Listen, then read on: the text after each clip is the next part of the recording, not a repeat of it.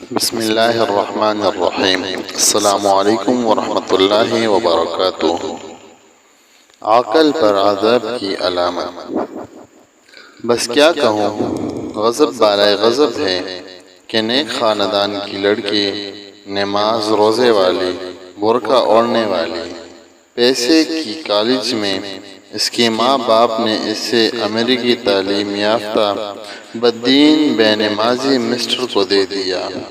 جب وہ برقع اوڑھ کر اپنے شوہر کے گھر گئی تو شوہر نے برقع میں آگ لگا دی اور کہا، تمہیں لپسٹک لگا کر، میک اپ کر کے، ننگے لباس میں ٹیڈی بن کر میرے ساتھ کلفٹن چلنا پڑے گا، الیفسٹن اسٹریٹ جانا ہوگا، میرے دوستوں اور رشتہ داروں سے ملنا ہوگا۔ یہ پرانے زمانے کا برقع اوڑھا تو میری تو عزت اڑ جائے گی، لوگ کہیں گے کہ یہ کیسے پرانے فیشن کی برقع والی بیوی لے آیا۔ جس چیز کو اللہ اور رسول نے عزت بخشی تھی، آج مسلمان اس کو ذلت سمجھ رہے ہیں۔ بتاؤ، عورت کی عزت کس چیز میں ہے؟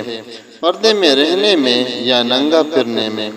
کیا کوئی شریف اور باحیا عورت چاہتی ہے کہ غیر مرد اس کے بالوں اور گالوں کو بری نظر سے دیکھ کر سیٹیاں بجائے؟ عورت کا احترام یہی تھا کہ وہ نماز روزہ کرتی، شوہر کی خدمت کرتی، بچوں کی پرورش کرتی اور برقع پہن کر باہر نکلتی۔ لیکن آج شوہر فیشنیبل بیوی کو ساتھ لے کر بازاروں میں پھرنا اپنی عزت سمجھتا ہے۔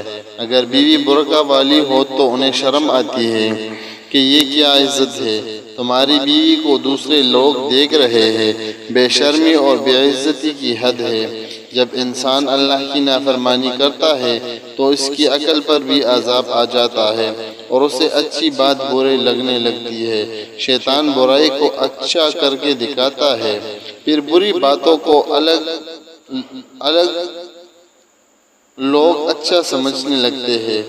جیسے خواتین بے پردگی کو اچھا سمجھ رہی ہے، مگر جو خواتین نیک ہیں وہ پردے سے رہتی ہے، برقع استعمال کرتی ہے، وہ اللہ والی ہے، نماز روزہ والی ہے۔ ان کا احترام ہم پر لازم ہے، ہم ان سے دعا لیتے ہیں۔ لیکن جو عورت بے پردہ پھرتی ہے، اپنے گالوں اور بالوں کو دکھا کر مردوں کا ایمان لوٹتی ہے، ایسی عورت کا احترام ہم ہرگز نہیں کریں گے۔ ہماری اکثر تقاریر کا موضوع یہی ہوتا ہے کہ بے پردہ عورتوں کے گال اور کالے بال ہمارے نوجوان بچوں کا ایمان ضائع نہ کرے۔